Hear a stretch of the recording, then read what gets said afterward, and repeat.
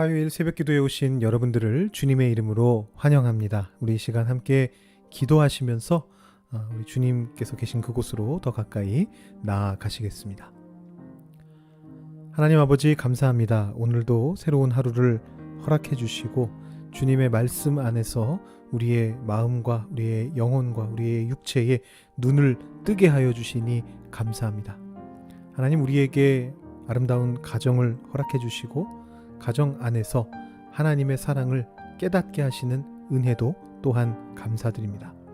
하나님, 오늘 하루 속에서도 내가 살아가고 있는 이 자리에서 나의 가정 안에서 나의 일터 안에서 내가 속한 공동체들 안에서 주님의 뜻을 온전히 드러내면서 살아갈 수 있게 되기를 소망합니다.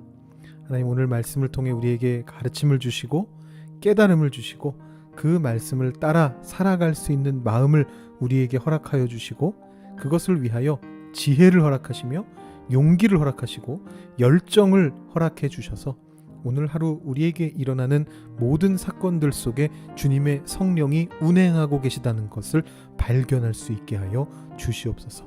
이 시간 주님의 영을 우리의 마음에 부어주시고 그래서 그 영을 통하여 하나님과 계속해서 소통하는 가운데 매 순간순간 기도하는 가운데 항상 기뻐하는 가운데 감사하는 가운데 주님께로 나아가는 오늘 하루가 되게 하여 주시옵소서. 우리가 가지고 온 기도 제목들이 있습니다. 주님께서 그 기도의 제목들에 응답하여 주시기를 소망하며 예수님의 이름으로 기도드립니다. 아멘. 오늘 우리에게 주시는 하나님의 말씀은 잠언 5장 15절부터 23절까지의 말씀입니다. 잠언 5장 15절부터 23절까지의 말씀을 봉독하도록 하시겠습니다. 너는 내 우물에서 물을 마시며 내 샘에서 흐르는 물을 마시라. 어찌하여 내 샘물을 집 밖으로 넘치게 하며 내 도랑물을 거리로 흘러가게 하겠느냐. 그 물이 내게만 있게 하고 타인과 더불어 그것을 나누지 말라. 내 샘으로 복되게 하라. 내가 젊어서 취한 아내를 즐거워하라. 그는 사랑스러운 암사슴 같고 아름다운 암노루 같으니 너는 그의 품을 항상 족하게 여기며 그의 사랑을 항상 연모하라. 내 아들아, 어찌하여 음녀를 연모하겠으며 어찌하여 이방 계집의 가슴을 안겠느냐. 대저 사람의 길은 여호와의 눈앞에 있나니 그가 그 사람의 모든 길을 평탄하게 하시느니라. 악인은 자기의 악에 걸리며 그 죄의 줄에 매이나니 그는 훈계를 받지 아니함으로 말미암아 죽겠고 심히 미련함으로 말미암아 혼미하게 되느니라. 아멘. 오늘 말씀은 어제 말씀에 이어지는 잠언 5장의 말씀입니다. 어제 말씀을 아마도 여러분 들으셨겠습니다만 월요일 새벽 기도는 약간 조회수가 떨어지는 그런 경향이 보여서 말씀입니다. 어제 말씀을 안 들으신 분도 혹시 계시지 않을까 그런 생각이 듭니다. 주일에 하루 종일 설교 들었는데 월요일 아침까지 설교 듣기가 힘드신 분도 계실 수 있습니다. 이해합니다. 어제 내용의 구체적인 부분들을 다시 반복하기는 좀 그렇고요. 오늘 말씀을 이해하시기 위해서 필수적인 배경 부분만 다시 짧게 한번 설명을 드려보겠습니다. 잠언 5장이 어떤 말씀이라고 어제 말씀드렸나요? 굉장히 실제적이고 현실적인 이야기들을 다룬다. 이렇게 말씀드렸습니다. 특별히 남성을 대상으로 여성을 조심하라 그런 말을 하는데 특히 앞부분에서는 음녀라고 표현되고 있는 아마도 성적으로 좀 타락한 어떤 기혼 유부녀일 것으로 추측되는 이와 관계 맺는 것이 어떤 위험이 있는가 그것을 쭉 설명했습니다. 어제 말씀도 그렇고 오늘 말씀도 그런데요. 여러분 오해하지 마셔야 될 것이 있습니다. 제가 잠언 2장을 말씀드릴 때도 오해하지 마시라라고 한번 말씀드린 적이 있는데요. 근데 이게 오해의 소지가 있는 부분이기 때문에 좀 반복해야 될 것 같습니다.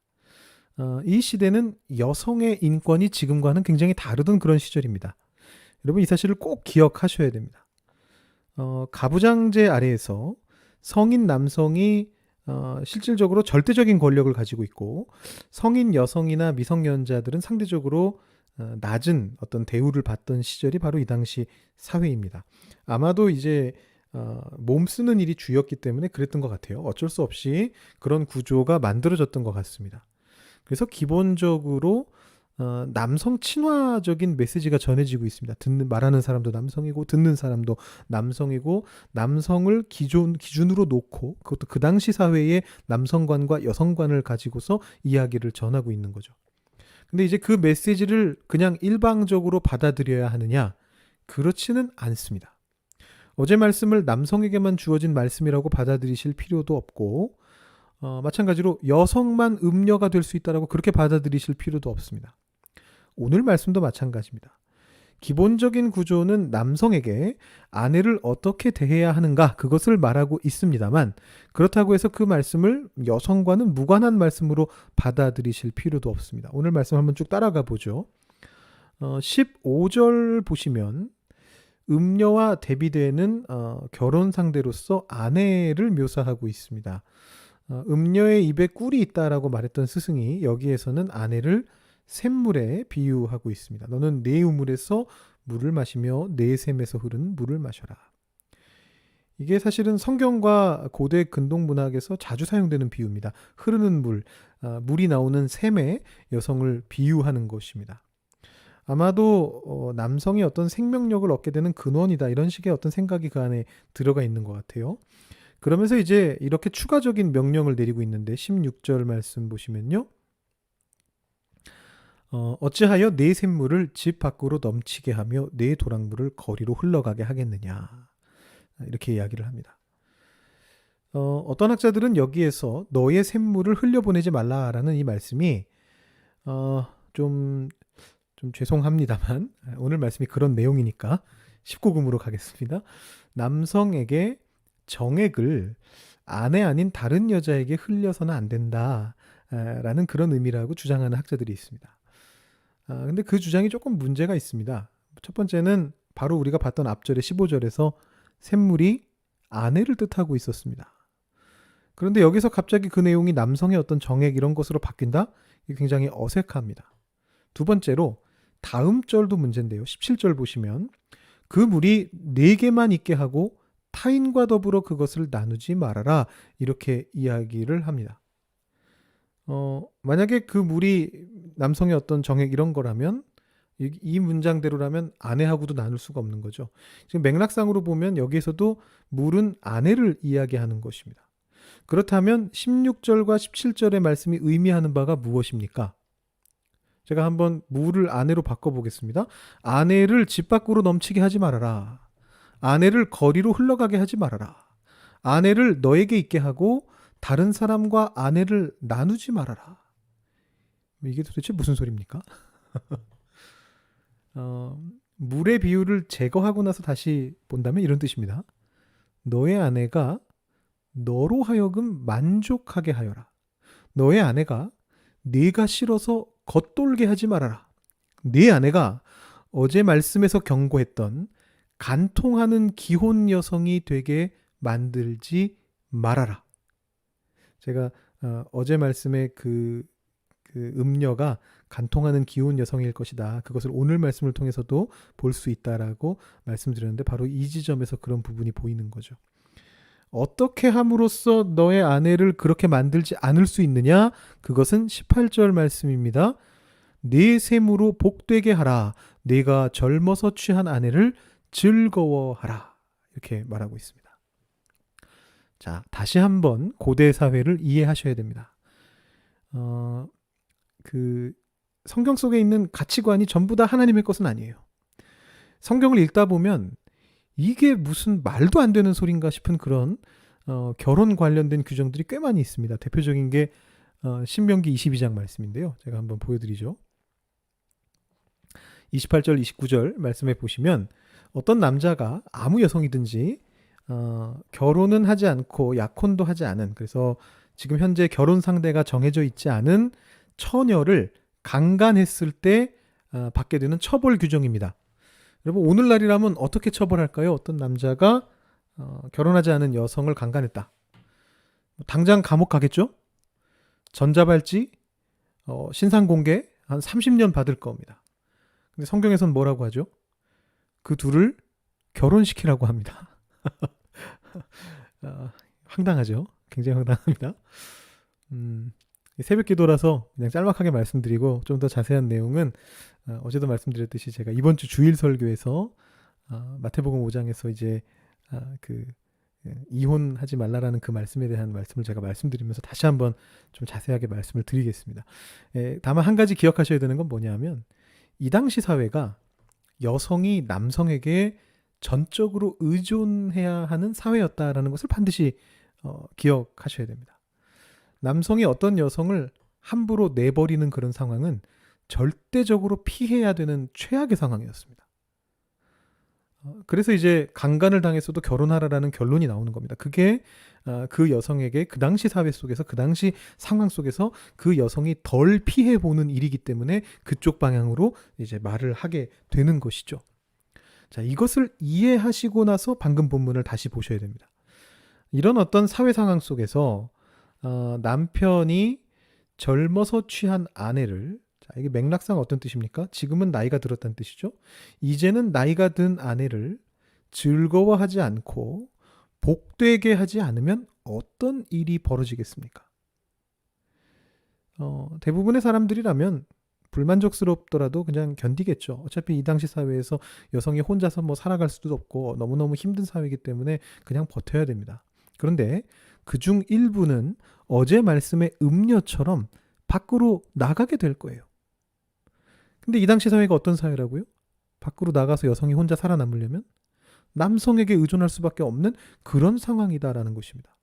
그래서 이 오늘 말씀이 어제 말씀에 정확한 대비가 되는 것입니다. 어제 말씀이 단순히 음녀에 대한 말씀이고 오늘 말씀이 단순히 아내 외에 다른 여자 만나고 다니지 말아라. 이제 그런 말씀이라면 이 두 말씀은 대비가 되는 말씀이 아니고 그냥 이어지는 얘기일 겁니다. 음녀 만나지 말고 아내하고만 있어라. 그런 얘기잖아요. 그런 말씀이 아니고 근데 그렇다면 문제가 뭐냐 하면 아내를 존중하고 소중히 대하라. 복되게 하라. 즐거워하라. 이 말씀은 사실은 부수적인 메시지가 돼요. 근데 반면에 제가 읽은 것처럼 어제 말씀과 오늘 말씀을 제가 읽은 것처럼 읽게 되시면 비록 남성의 관점에서 바라보고 있다라는 한계는 있습니다만 결혼한 여성이 가정의 문제 때문에 남편이 더 권력자인 남편이 그 여성을 존중해주지 않음으로써 이 당시 사회에서 여성에게 매우 위험했던 가정 밖으로 억지로 나가게 만들게 되는 굉장히 안타까운 상황에 대해서 남성에게 이 가정의 문제를 잘 돌보라. 그 당시 결혼에 대해서 더 큰 책임과 권한이 있었으니까 이 남성들에게 그 가정의 문제를 잘 돌보라. 그래서 결혼한 여성들이 안전하고 지혜롭게 살아갈 수 있게 하라라는 그런 명령으로 오늘 말씀을 받아들일 수 있게 됩니다. 다시 한번 강조드립니다. 남녀의 어떤 권한의 차이에 대한 부분은 그 당시의 문화에 해당하는 부분이기 때문에 있는 그대로 받아들이시지 마십시오. 오늘날 우리가 살아가는 세상의 보편적인 가치관 아래에 이 말씀의 뜻을 다시 적용시키는 것이 좋습니다. 이 5장의 결론이 어떻게 나냐 하면 결국은 이렇게 나거든요. 다른 잠언의 모든 결론하고 유사하게 하나님의 눈앞에서 악을 피해서 하나님을 따르는 삶을 살아라 라는 그런 권면으로 끝나고 있습니다. 여러분 오늘 말씀을 가정해 주시는 하나님의 말씀으로 읽으셨다면 그 메시지를 묵상하시면서 기도하시면 좋겠습니다.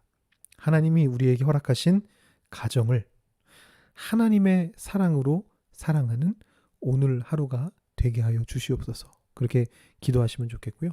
더 나아가서 오늘 말씀 속에 나오는 남녀의 상황을 바꿔보기도 하시고 혹은 분명하게 권력의 관계가 있는 부모와 자식의 관계를 바꿔보기도 하시고 사실 부모님이 나이가 많이 드시게 되고 자식이 성장해서 어른이 되고 나면 또 그 관계가 가끔은 뒤집어지기도 하거든요.